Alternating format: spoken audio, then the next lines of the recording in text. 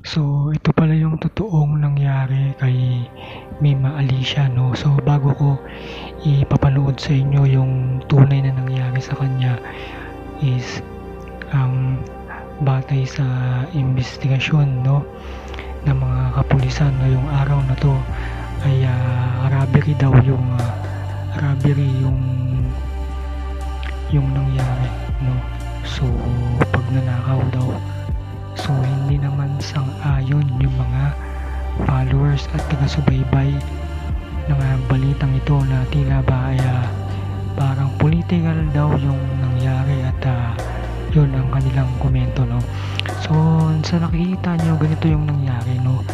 Pinasok yung kanyang bahay, no? Pinasok nila.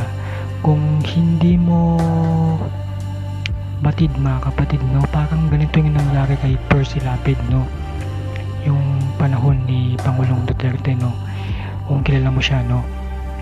So, sa pilitang pinasok ng dalawang katao, di umano, yung bahay ni Mima Alicia, no, at saka nila doon ay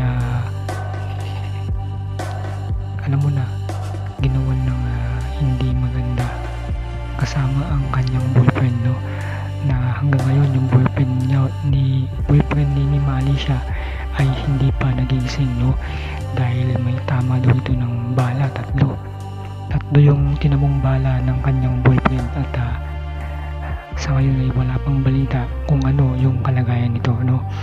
So, yun po yung tunay na nangyari sa